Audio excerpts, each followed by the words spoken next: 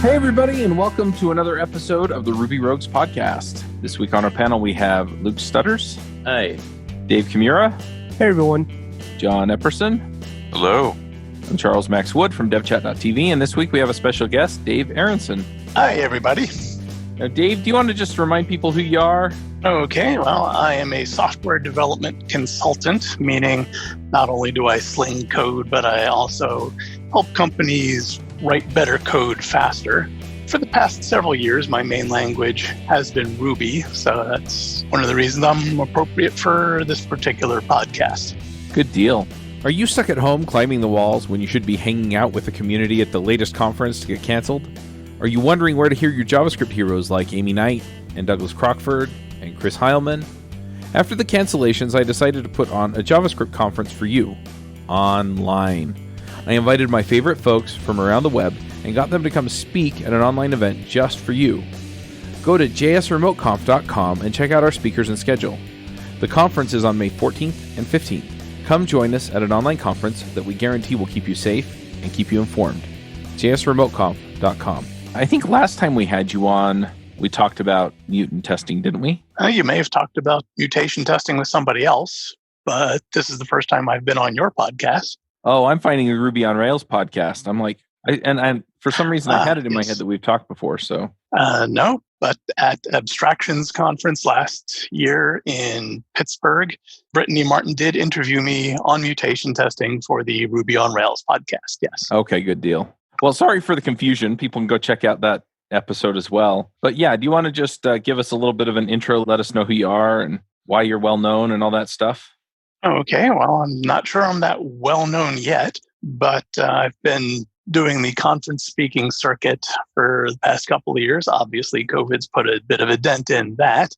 The main topic I've had any success with is mutation testing. So I've gone as far west as Hawaii and as far east as Chisinau, Moldova, often dubbed Europe's most boring capital. But at least it was a decent conference. Hey, there you go. Very cool. Well, yeah, we brought you on to talk about mutation testing. Do you want to give us kind of the 10,000 foot view on what it is and how it works? And then we can start asking questions. Okay, well, the 10,000 foot view kind of depends what angle you want to look at it from. From a rather academic sense, you could say it assesses the semantic coverage of your test suite. And to that, you'll probably get one of two responses, either huh or so what. So I prefer to describe it as a way to make sure that your code is meaningful and your tests are strict. Even that, some people are going to say, okay, what do you mean by that? By having your code be meaningful, I mean that any little change to it is going to have a noticeable effect on its behavior, either its outputs or its side effects if you're not doing pure functional programming. And by your test suite being strict, I mean that any such noticeable change will indeed be noticed and cause at least one of the tests to fail. So one of the things that may be a little hard for some people to grasp at first is that the strictness isn't something about each individual test. It's your test suite as a whole. Something in there has to notice this change, but any given test doesn't have to be super strict in itself. It's a team effort, if you will. One of the things that I noticed when I was looking at your talk, one of the things that I care a lot about are useless tests. So for example, if you're just testing Rails, that Rails works, right? Or that you're just testing, well, that one actually might be caught by mutation testing. By the way, the point is that if you have useless tests, things that don't actually test anything or whatever, like I'm a huge fan of just being like, all right, let's delete these and throw them out. Like it's just wasting our time in our test suite. It's not doing anything. It's giving us false confidence when it's not doing anything, right? And one of the things that I felt like you were trying to say during your talk was this susses some of that out. The particular examples you mentioned, like testing your framework, it should already be well tested, so your own tests are useless. But I don't think it's quite that kind of test that is going to be as you say, sussed out.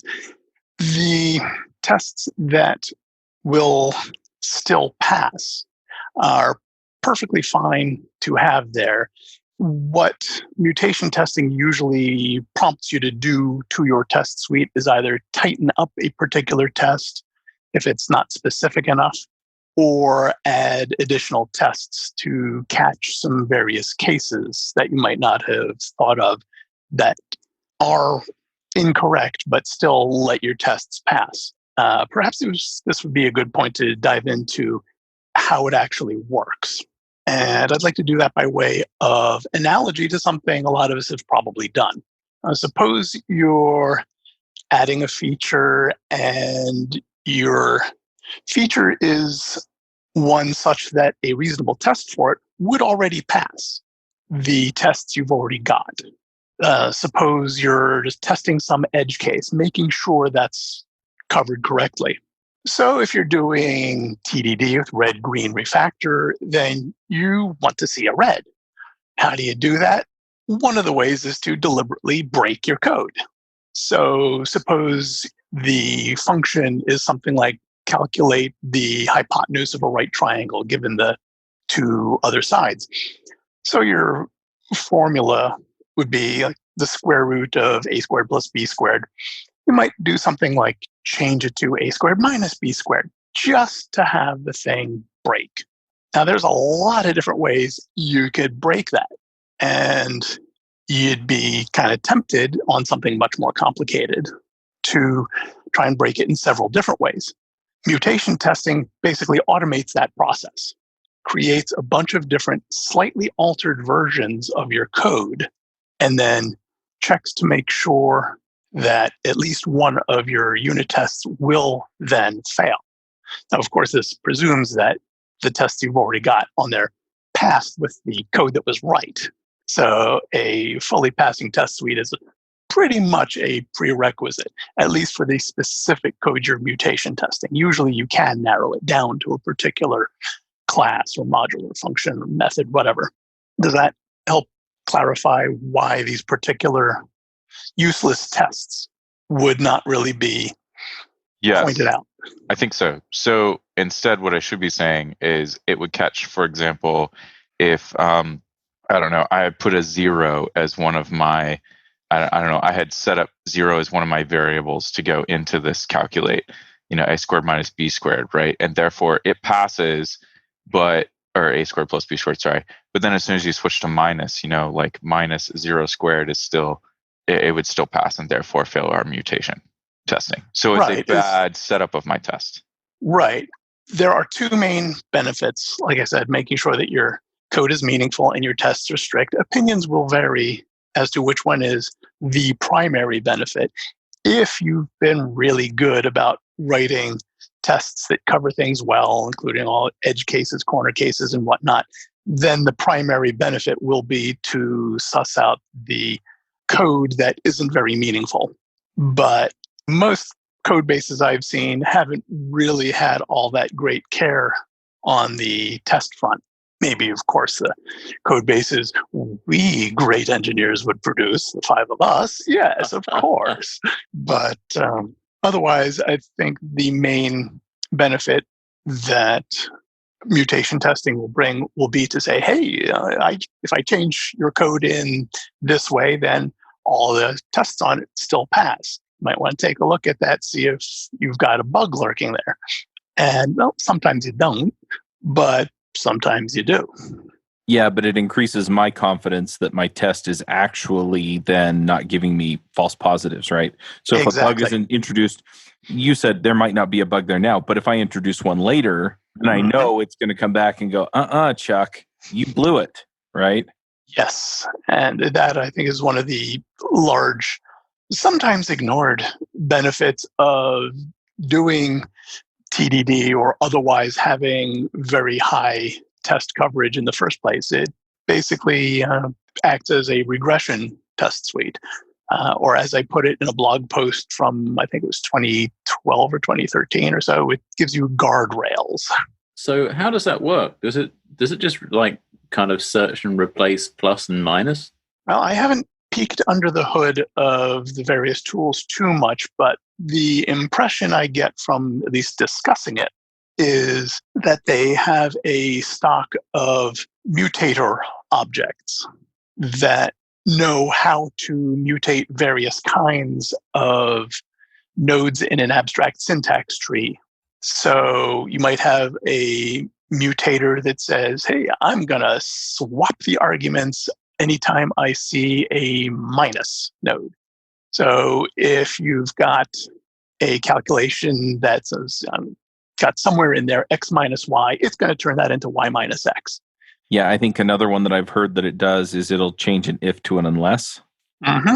It can basically change the sense of any sort of comparison, whether something is to be true or false or greater than, could be turned into greater than or equal to, or less than or equal to, or exactly equal, or all kinds of things. It can swap operators. It can even change a value to another value. Like if you've got x plus y, you could change that to x plus 0 or 1 or minus 1 or infinity minus infinity, max int, min int, both signed and unsigned, positive, negative, whatever. Might even toss in some random numbers in there. So this is like fuzzing a program, but from the inside. Yes, I have sometimes referred to this as fuzzing your code rather than fuzzing the data. Except fuzzing tends to be, from what I understand, having not exactly specialized in that, tends to be fairly random. Whereas with mutation testing, you may have occasionally some element of randomness, but usually you have this stock of mutators, and the program is going to parse your code into an AST and traverse your AST and apply whatever mutators apply to the situation. And it's going to do it pretty much the same way every time. And so just a point of clarification. So mutation testing, there's actual gems out there which handle all of these different mutation cases. So they have some for mini tests, looks like a mutant dash mini test. And then there's others for RSpec and stuff. So before, when we started this call, honestly, I wasn't very familiar with mutation testing. I thought it was more of a practice or a methodology or idea more so than an actual process that you apply into your application.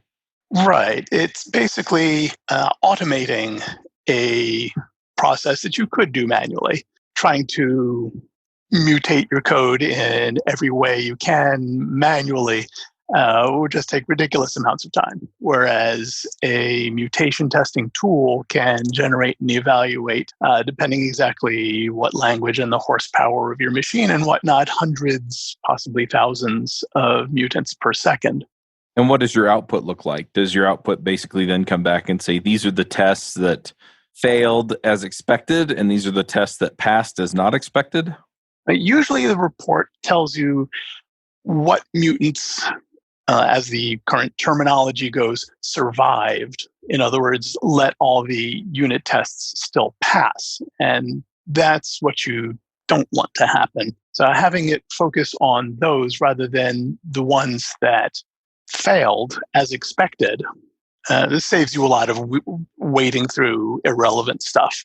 So for instance, a report might tell you, if I change this function, which is in this file at this line, usually it gives you that kind of helpful information. In this way, then all the unit tests survive. And in this way, if I change it, all the unit tests survive, and so forth. So it tell you basically, here's the original and here's the changed version. And having that comparison right there can really help you figure out, okay, what's the difference between these two? What should I be checking for in some test? Then you can take a look at your test suite and realize, oh, duh, I forgot to check for that particular type of case and add a test to handle that. One thing that I'm wondering about a little bit with some of this is I like to run my tests. I have a test runner that runs the tests that have, for the code that I've changed. I'm wondering, can I run this on my machine at that time, or is it going to take way too long and I need to just drop it into my CI and say run this every day or something? Well, that depends on a number of variables. You generally won't want to mutation test your entire code base very frequently.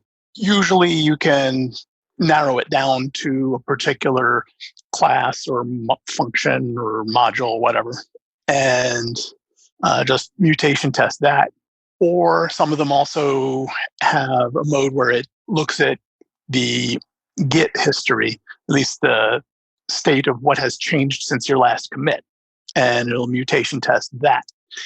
A reasonable sized system being mutation tested on, for instance, my 2014 Mac Mini might take an hour or two, or for a large system might take enough to justify running it overnight. So you want to try and narrow it down. And how long that takes, of course, depends how far you narrow it down, how complex that code is, blah, blah, blah. But you could get some useful results in a matter of 10 seconds or so. It kind of seems like the main benefit that you're getting, right, regardless of maybe confusion about its exact stuff, is it's basically grading in some respects your test suite, right? Yes. Checking for, I guess, completeness / false positives, things like that, right? Right. So, and you're also pointing out that it has a clear performance problem here. So you can't run it all the time. So what's sort of the right balance? How do you set it up right so that this trade-off makes sense, if that makes sense? Well, I think the most practical use would probably be to commit early, commit often, and mutation test what you've done since the last commit. Now, some people don't like to commit early, commit often, and then squash before pushing to a central repository. But I find that's a very useful approach for me. If you don't want to do that, you could do something like mutation test a larger batch before you go on some kind of break, whether it's the occasional bio break or lunch break or whatever. Or you could even mutation test your whole thing overnight. I take from that basically it's still it's still situational here. Yes, very situational. And the longest part, actually, so long as you do a fairly small mutation testing run at a time, is not so much the generation and running of the mutants, but the analysis, figuring out, okay, this bunch of mutants survived. What does that mean? How are they surviving? What should I do about it? And unfortunately, we haven't automated that quite yet. Sure. Is that a difficult thing? I mean, you're implying that it's difficult to think through, and I can really see, okay, so it's one thing for me to test my code with the unit test, right? Get a failing test, and then be like, okay, think about it. All right, I can fix this test. Usually that's somewhat fairly straightforward. And even if I'm not in a perfect frame of mind, I can generally hack my way through it, right? On a bad day or something. How much steeper is fixing a broken unit test, right? Because I'm thinking about it in sort of an opposite manner of sorts. Oh, it's not so much usually a broken unit test, but a missing unit test. You have some sort of edge case usually that you didn't account for, and nothing in your test suite will catch that edge case. This isn't the fault of any particular one unit test. They're all missing it. So you have to figure out, okay, what is the actual difference in the operation that I need to be watching out for? For instance, suppose in your hypotenuse example, the mutant that flipped plus to minus lets all your test cases pass. Well, that's probably only going to happen if you did indeed pass 0 as your only value of the second side. So you got to figure out, how can we make this plus that not equal to this minus that. Well, pass in something that's not 0. Yeah, sure. I didn't. Yeah, I guess what I was trying to get at is like, is that process of saying I'm missing this thing, I need to add this thing, right? Like, I'm imagining it to be somewhat more difficult, but I was just kind of curious since I'm assuming that you've at least done this a few times. I was just kind of curious if you felt like if it was a step above, or if it's whatever, it's about the same. A step above what? Coming up with a unit test in the first place? Yeah, so I have I have a unit test. I theoretically know why I wrote this unit test. It's not broken. Therefore, I have my reasoning right there in front of me. And so it's fairly easy to fix my unit tests that are broken. Right. It's filling in a missing one. I feel like that seems harder when I want to add new tests. I think it's sort of a 2-step process. First, you have to realize what situation needs to be tested. And then you have to go and write a unit test for it. Once you know what needs to be tested, writing a unit test for that is going to be the same pretty much as writing any other unit test. The trick, and you'll probably get much better at this the more you do it, is looking at a mutant and figuring out, as I put it, what it's trying to tell you, the reason it's surviving, and why that reason might be something you want to stop, something you want to catch with a test that would fail if that happens. I'm kind of working through my head as far as what constitutes a surviving mutant. So if I have 2 tests and the mutant causes one test to continue to pass and the other to continue, or the other one causes it to fail, did it survive? Or no? Okay. A surviving mutant. Let me backtrack a bit on how this basically works. First, the mutation testing tool parses your code into an AST and then tries to pick it apart into pieces to test. And this is usually going to be our methods. It'll then look up, okay, this method is covered by this test, this test, this test, and this test. And how that actually works varies. So let's just sort of hand wave over that for now. Then it'll create a bunch of mutants by changing that method in any way it can, usually one at a time. It's a bit of a point of discussion in the mutation testing community whether to allow multiple mutations, but for now it's almost always just one. Then for each of those mutants, it'll run the test suite until one test fails. And once one test has failed, it doesn't need to know whether any of the other tests that hasn't run against that mutant yet are going to fail. Like so much in computer science, we only care about ones and zeros here. So either it lets all the tests pass or it makes at least one fail. When it makes one fail, the current terminology is that is killing the mutant. And this is a somewhat controversial point these days because the tech industry is starting to get very sensitive about marginalized people and whatnot. And in the comic books, mutants are often used as a metaphor for assorted marginalized groups.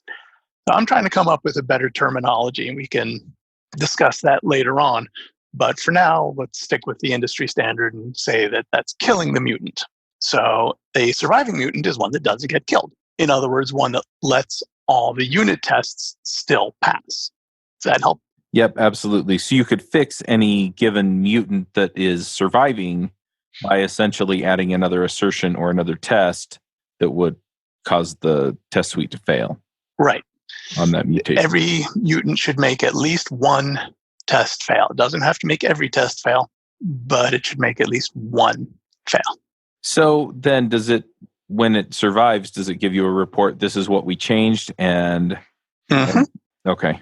Isn't this going to break red-green refactoring? Because green, as we all know, is the color of mutants.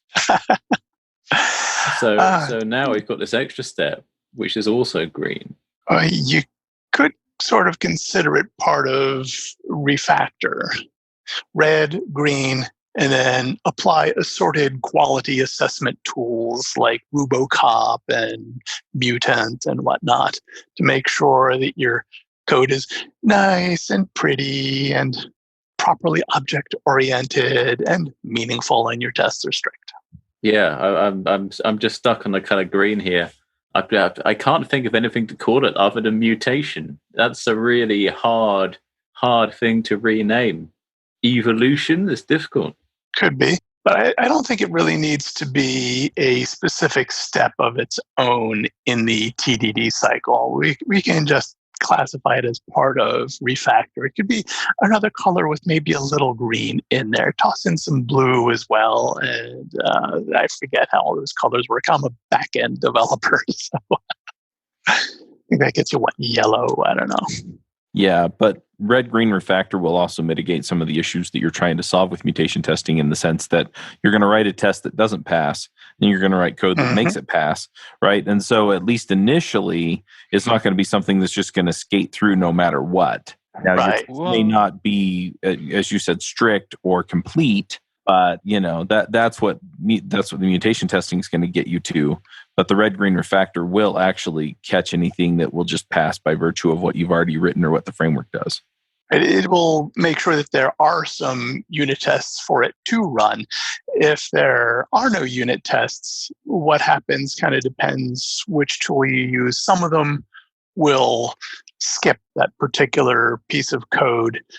Fortunately, most of them will say, hey, you've got this code not covered by any tests. And again, you should do something about that. But some of them will then just use the whole unit test suite, which of course is horribly inefficient.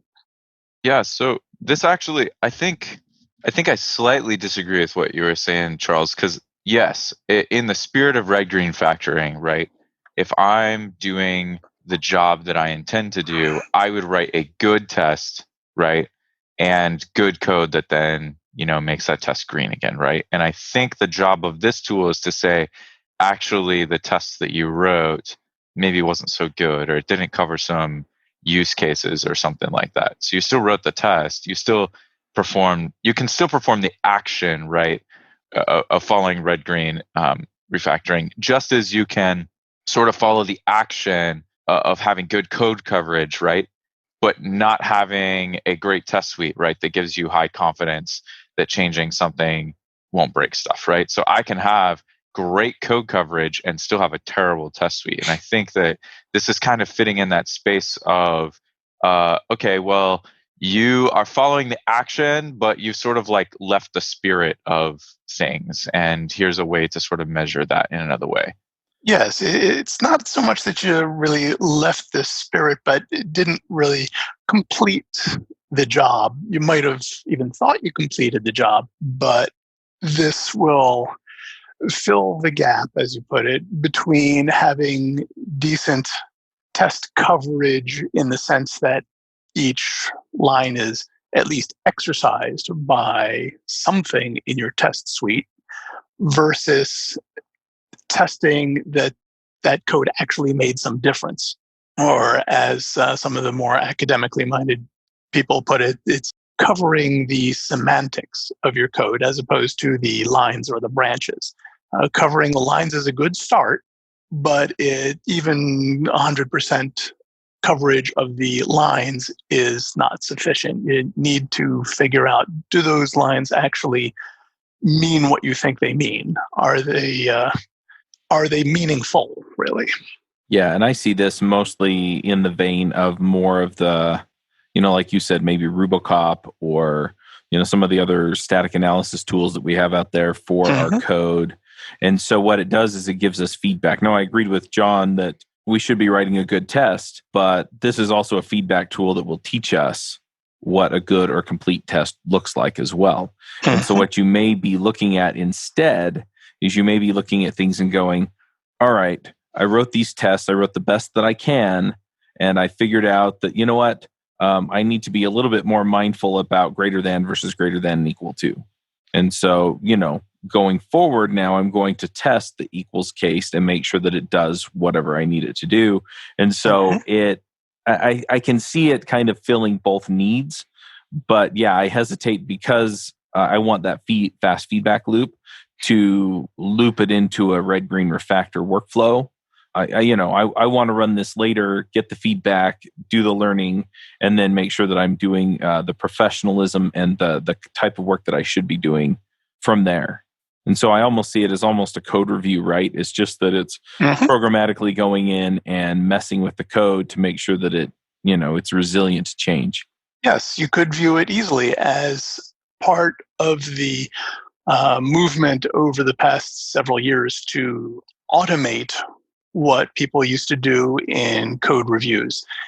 Tools like Rubocop will automatically enforce the style that your team has agreed upon. So you don't need to waste human time on arguing over, are we going to use 2 spaces per control level or 4? Well, let's compromise on 3. No. Just have the tool do it and don't bother asking a human for code review until it passes Rubocop. And we can do similarly with the various mutation testing tools. Don't bother asking for, don't make your pull request or whatever until it doesn't come up with any surviving mutants.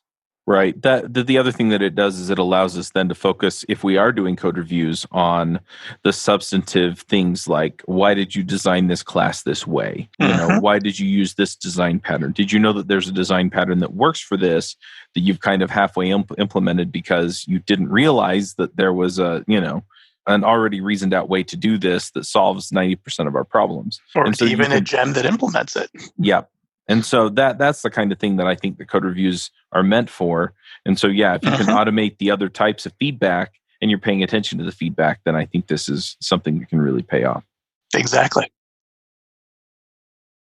Have you thought about learning how to build machine learning apps? Springboard offers a machine learning engineering career track that's similar to online machine learning boot camps, with the difference that it follows a project-based learning methodology where students work towards creating their own portfolio of machine learning models. Every student is paired with a machine learning expert who provides unlimited mentorship and support throughout the program via video conferences.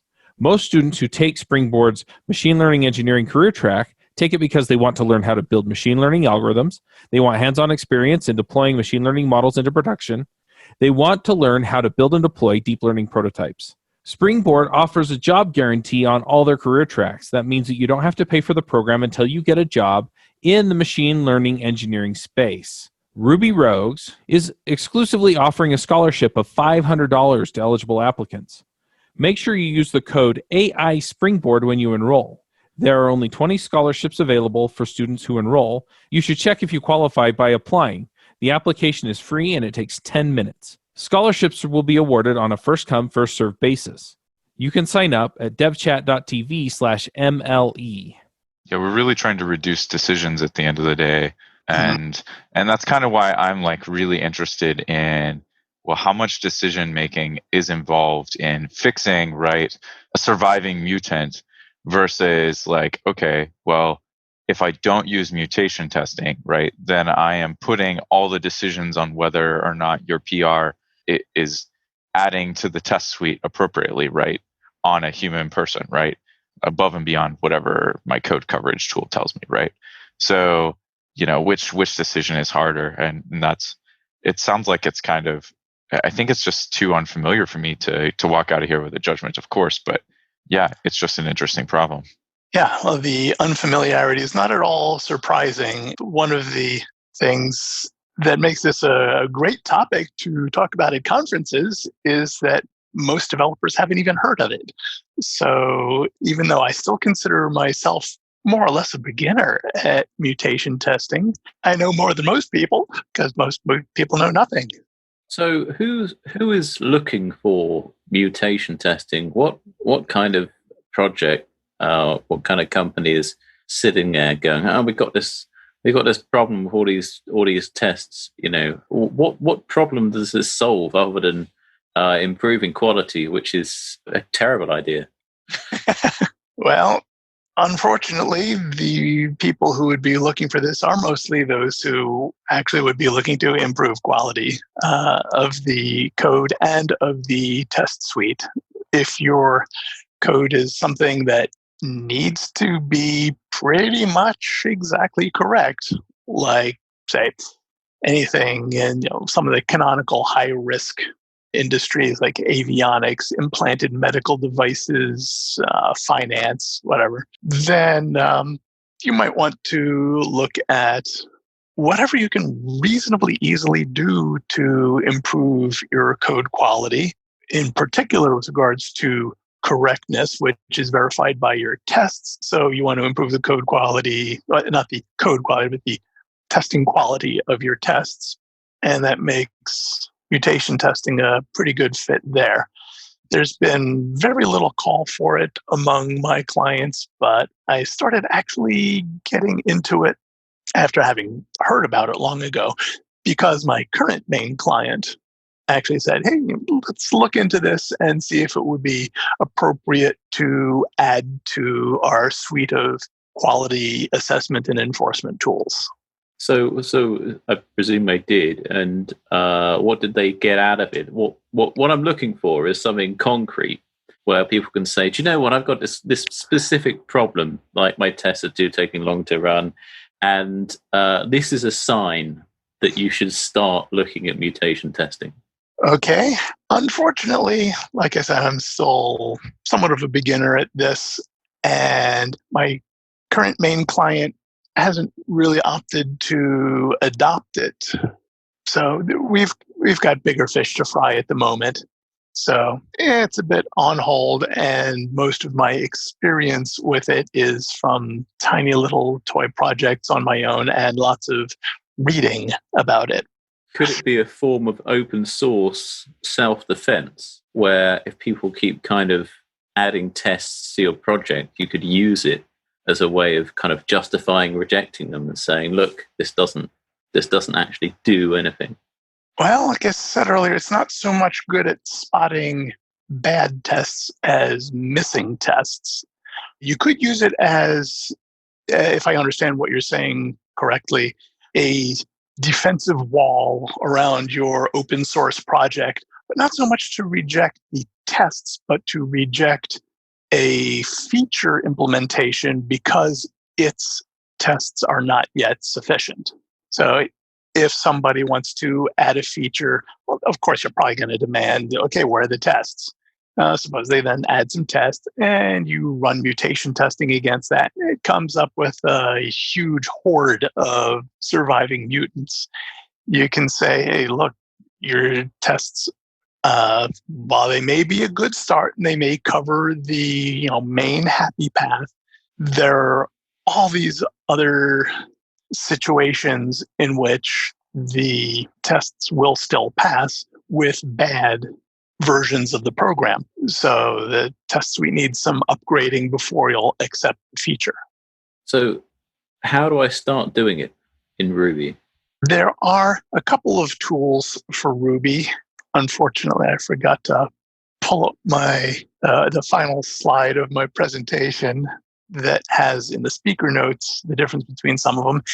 If I remember rightly, the big one is Mutant, and it is moving to a closed source paid model, but the author, Marcus Sherp, is leaving the latest open source version out there for anyone to still use and for free. And if I remember rightly, he's letting open source projects use even the paid version for free.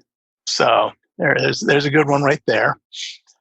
There was one a while back, I'm forgetting whether that was Mutest or Heckle. One or the other of them was only compatible with RSpec, and my current main client doesn't use RSpec, so I didn't look too much further into that. But it was a fork of Mutant, and then both continued to be separately developed, so it may be worth looking at. And then there's the other one, I think it was Heckle, that just hasn't been updated in a very long time, is not compatible with more recent versions of Ruby.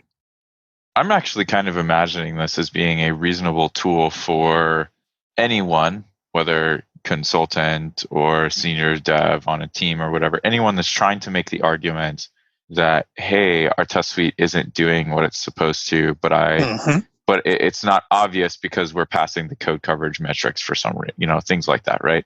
Yes. So I definitely see it as like a tool to help evaluate, or perhaps if you're doing auditing, things like that might I definitely can see some room in that space. Yes, it's helping support the point that a lot of people have been making over the past couple of years that high or even 100% code coverage by your test suite is a good start, but it's nowhere near sufficient.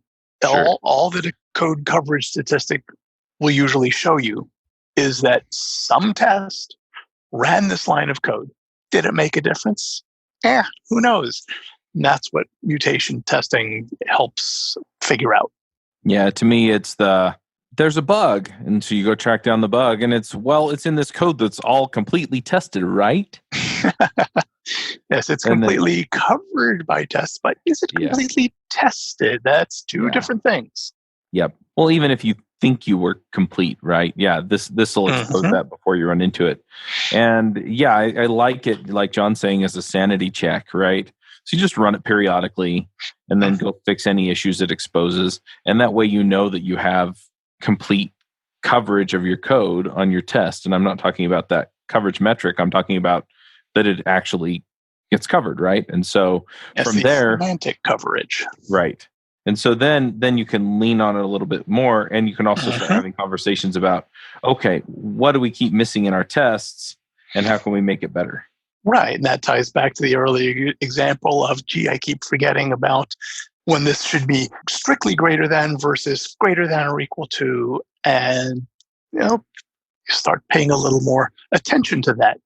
To make an analogy to something I know Charles would understand, if your Toastmasters Club's counter keeps telling you had 57 ahs, ums, likes, and so forth during the meeting, you're probably going to start paying a little more attention to your use of filler words, not only in your Toastmasters speeches, but everything else you say at the club meetings and in the rest of your life. It will carry over.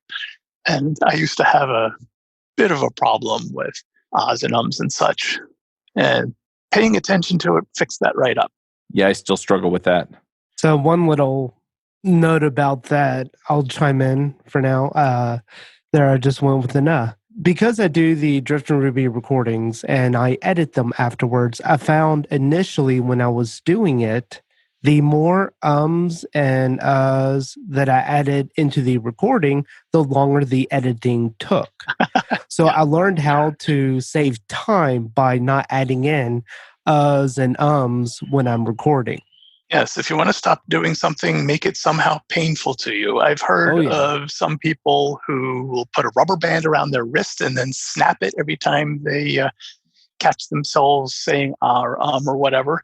Similarly, when I was trying to lose weight a while back, I had a spreadsheet that would make a nice smooth trajectory from the weight I was on January 1st to where I wanted to be on December 31st. Every pound I was over, I had to do an extra push-up.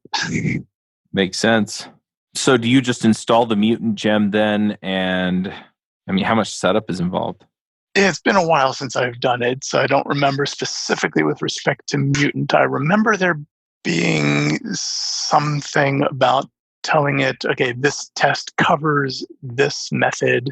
And I don't remember if there was some way to tell it that it covers multiple methods and whatnot.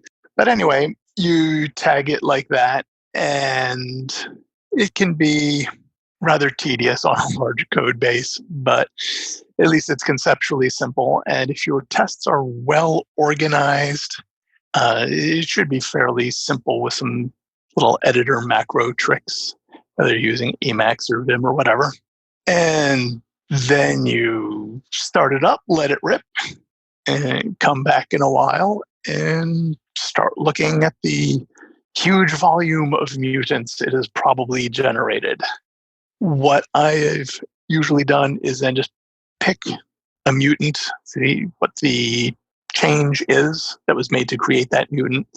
Okay, how is this surviving? What should I do to catch it? Add a test, and then don't usually bother with any of the other mutants on that particular method, because adding that one test is probably going to kill a very large number of mutants. So then I'll move on to some mutant of a different method. And once I've done that for every method that has some surviving mutants. Yeah, then maybe rerun it. This should be not terribly much effort, but it may actually take a while in wall clock time because of running the mutants.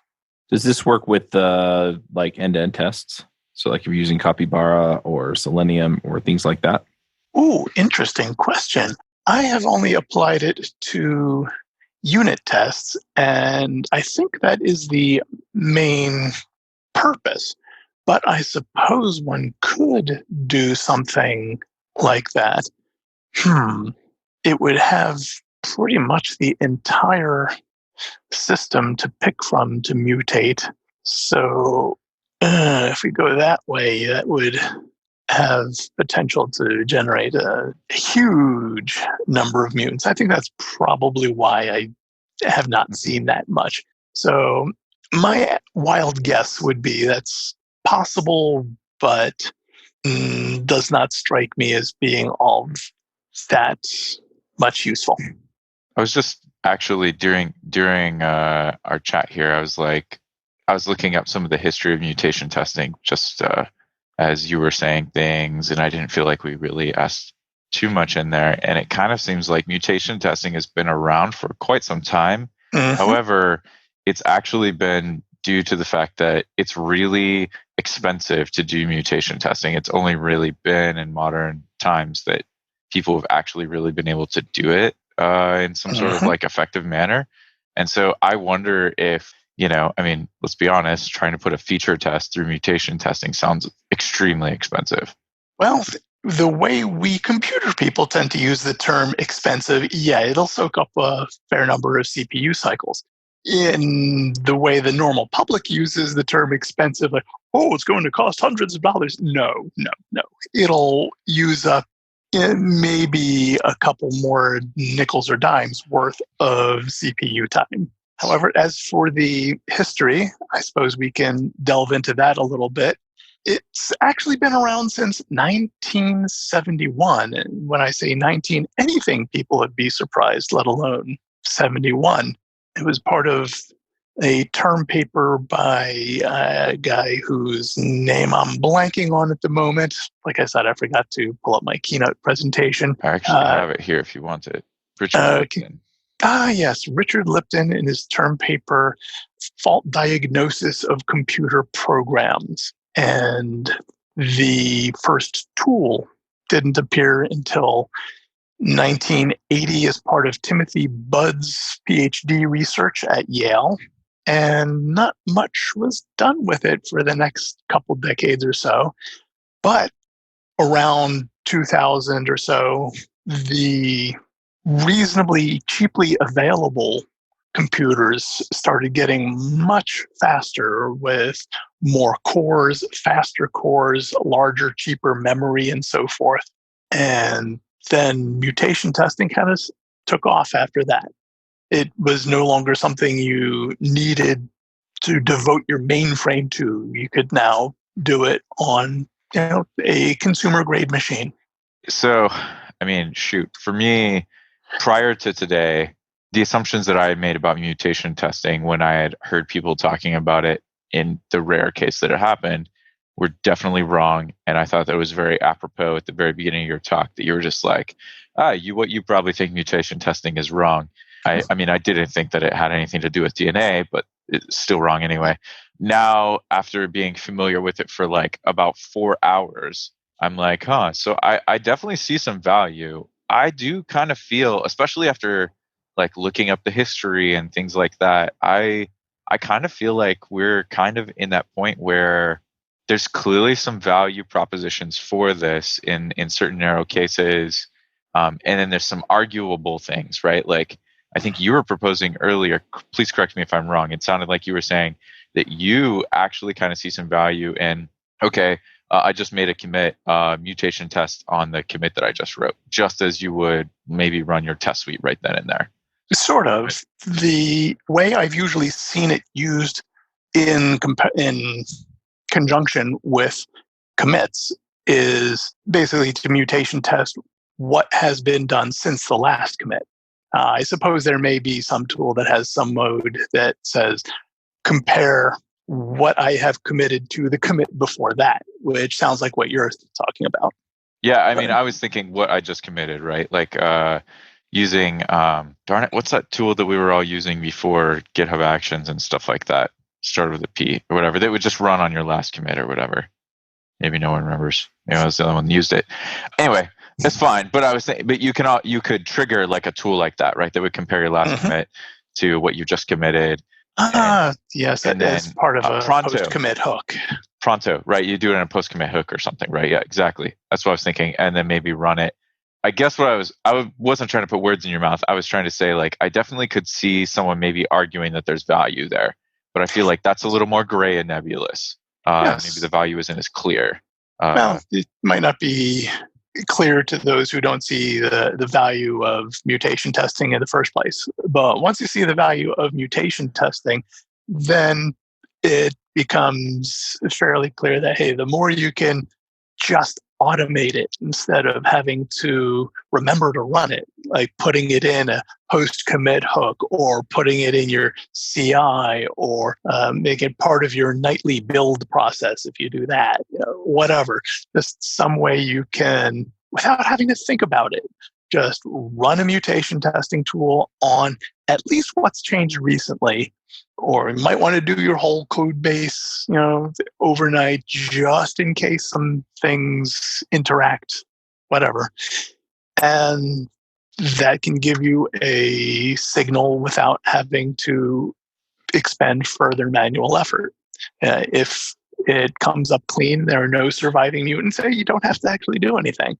Yeah, I think I was trying to get to something along those lines, which is, to me, I think the sort of introductory drug, so to speak, right? Like the thing that might get you into it in the first place would be, like run it. I think I'm seeing what I plan to do with it, right? Is run it once against something that I want to evaluate and get a sense for something from there, and then get a feel for how the tool works versus what I'm getting out. Yep. So you've said this has kind of been around for a while, but it's a thing that's becoming possible. Do you think this is going to be the next big thing? Do you think this is going to become the next CI? I don't think it's going to really replace CI, but it would be one of the things frequently added to the things your CI does. There's a number of companies that will have CI run not only the test suite, but also tools like Rubocop and Reek and Flog and Flay and so forth, and Sandy Meter and whatnot, to ensure that the code is of good quality. And such companies may well add also running a mutation testing tool to make sure that their tests are of good quality and that their code is meaningful.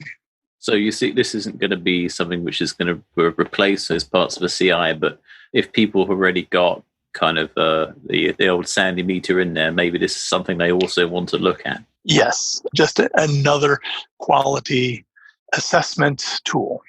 It's another tool in the toolbox. It's not a new toolbox. I'm really struggling to think up a different word than mutants. Mutants is just so evocative. I thought of calling it rogues, and then you could kind of kill the rogues. But that's obviously doesn't sound very good for this podcast. Alterations, deviations. Oh, yes, get rid of the deviants. I'm sure those of a more conservative bent might be up for that. It's totally way better than mutants. Anyway. Who came up with deviants? Well, I think Dave just did. From a deviation, you would have a deviant. Yeah. That's awfully good. Anyway, enough people call it mutation testing already that I think that term's a little too well embedded to have much chance of changing. But we can possibly affect a little bit of change in some of the other terms like killing the mutant, as I mentioned earlier. I'm trying to come up with a better word for that that's a little nicer to the mutant, poor little thing. And so far, I'm leaning towards covering the mutant, just like code should be covered by a test that passes, the mutant should be covered by a test that fails. At least one test out of all the applicable tests should fail, and that will cover it. Unfortunately, that word already has somewhat of a meaning in the mutation testing terminology repertoire, if you will. Some people are already using covered to mean that the line that was mutated was covered by a test. Fighting a bit of an uphill battle on that one. So I'm trying to figure out how we can use some other kind of nice, beneficial word, something we want to do, something that's good for the mutant. Other terms I've come up with is like to rescue the mutant from the plight of being out there without a proper failing test. That's a whole nother thing we can muse on endlessly. Clearly, we need to have some virtual beer gatherings and discuss this further. Absolutely. I've got, no beer at the moment, but I got a fair stock of whiskey downstairs and some mead brewing. You weren't one of these guys that went out and bought up all the Corona when it started. No, but neither was I one of those people who deliberately stayed away from it out of fear of the virus. I mean, he said whiskey and mead. I feel like he's probably not a Corona drinker. No, he's probably like a porter and stout drinker. That's where. Yes, exactly. I'm a Scotch drinker. That's where I go. So I think we've devolved into picks. Sorry, guys. All right. Oh, good. But then you can pick all the mead and Scotch and whiskey you want. Early in my career, I figured out which jobs were worth working at and which ones weren't, mostly by trial and error. I created a system that I used to find jobs and later contracts as a freelancer. If you're looking for a job or trying to figure out where you should go next, then check out my book, The Max Coder's Guide to Finding Your Dream Developer Job. The book walks you through figuring out what you want, vetting companies that meet your criteria, meeting that company's employees, and getting them to recommend you for a job. Don't settle for whoever has listed their job on the job board. Go out and proactively find the job you'll love. Buy the book at devchat.tv/jobbook. That's devchat.tv/jobbook. So yeah, let's go ahead and head that way. John, do you want to do some picks? Yeah, I can start us out. So I don't have a Scotch pick this week, but I did a bunch of my Scotch picks already. So you can go back to previous episodes, and I haven't bought a new Scotch that I want to pick in a little while. So, and I haven't picked up. I have a Target one that I have to try before I can pick it. Anyway, so my pick for this week is I have been cleaning out my basement so that we can, finish it, make it all nice. Long-term project, of course. But it was previously filled with the previous owner of this house had a wood workshop down there. So the entire basement completely covered in sawdust just everywhere. And maybe this is really a PSA pick, but I didn't know this before this project. But man, air compressor is pretty amazing for like getting sawdust out of your rafters, and totally worth it in every way, and totally worth the 2 days of me like having trouble with my allergies because there was a gigantic dust cloud. But it got it out of the rafters, and now there's no more like dust falling from the rafters. It was pretty awesome. Hopefully you were wearing an N95 mask when you were doing that. I was not wearing an N95 mask because I figured that I didn't need an N95 mask. I just had a regular dust mask, which, was better than nothing, but wasn't that amazing. Also, I have a beard, so I'm pretty sure that I don't qualify. Like it doesn't fit my face or something. Yeah, I've heard things about that. I have to say my quarantine beard is going away because I'm going to start recording some video and I want to look like me. That's one of the advantages of having already established that looking like me includes this beard. Yep. I'm changing the shape of my beard. I had a beard before. It was more or less like a goatee and a small beard. But my wife actually tried to convince me to grow, which is weird. But she tried to convince me to grow a more full one. So we'll see how it turns out. Anyway, that's my pick. Awesome. Dave, do you have some picks for us? Yeah, sure. So in spirit of power tools, I did unfortunately have to go out and get a cordless cutout tool. So it's a DeWalt cutout tool and you use it to cut out drywall pieces. So my son figured out that sheetrock is very fragile. So if you punch or kick the wall, you're going to put holes in them. So I went around fixing some drywall. And before, I've always done it with just one of our steak knives to try to cut the drywall to make it in a nice shape that I can replicate to then patch. But holy moly, a proper cutout tool for the job is amazing. Cuts down the amount of time and effort required by magnitudes. Nice. Yeah, those tools are really nice. And man, the drywall cutters, especially those saws, boy, they cut through a real slick. Yep. All right, Luke, what are your picks? I've been coding with my feet. It's got a bit weird in the quarantine, and I've been coding with my feet. So this is something I've been doing for a while when I started out in IT. And the idea is you have a foot pedal that you hook up if you're kind of running restarting a server and compiling. And you have that linked to a pedal on the floor. You hook it in with some Linux or some Mac Magic, and then you're controlling the computer with your feet. It might not work for you, but my God, it doesn't work for me. And what I advise is getting a real cheap USB foot pedal off Amazon. I'll post it in the chat.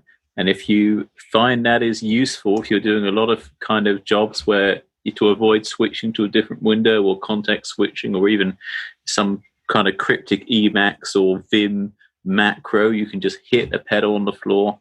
I find it hugely enjoyable to operate computers and code with your feet. So there we go.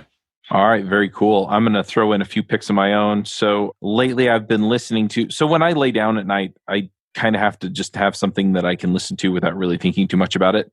And so I've been listening to the Iron Druid Chronicles lately. Those are by Kevin Hearn. And I've listened to them all before.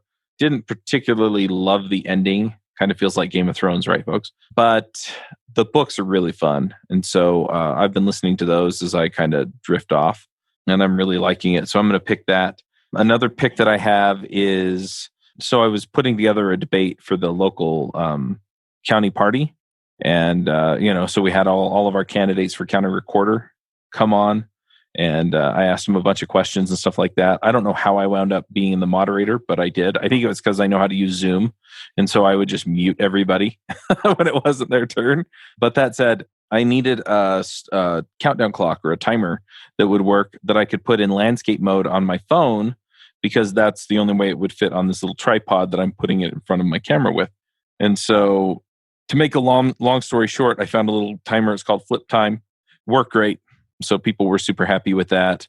The only downside to that was that my webcam, when I would talk, was pointed at my phone saying that whoever's turn it was had 0 seconds left because I hadn't reset it. So, but worked super well. And so I was pretty happy with that. So I'm going to pick that. And then the last pick I have is my truck didn't pass emissions right before I went, before the quarantine. And so I know what part I need, and I just haven't gotten around to going to get it. Don't particularly want to go anywhere. I'm not that worried about coronavirus here. There have been really, really few cases here in Utah, but I'm kind of used to just staying at home and having stuff show up. So Rock Auto, if you need auto parts, rockauto.com is terrific. You can also go to car-parts.com if you're willing to go down to a junkyard and pull it out of a vehicle. And I've done that before for some of the bigger pieces, like doors or side panels, or I've actually replaced an engine in a vehicle before. So that works out pretty well. I think I've also replaced the gearbox for your transmission. So stuff like that, where it's rather big, rather expensive, and you can get it a whole lot cheaper if you're willing to go do a little elbow work. But yeah, so I'll pick Rock Auto. It's rockauto.com, and car-parts.com if you're looking for used parts. A lot of times they'll actually have pulled them out at the junkyard. It just depends on what you're looking for. But yeah. Anyway, so I'm going to pick those for auto parts. Dave, what are your picks? Okay, I assume you mean me this time, not the other Dave. And yep. Okay, earlier we were talking about whiskey and mead, so I'm going to pick first Flaviar, which is a company that ships you whiskey or gin or whatever spirit of choice.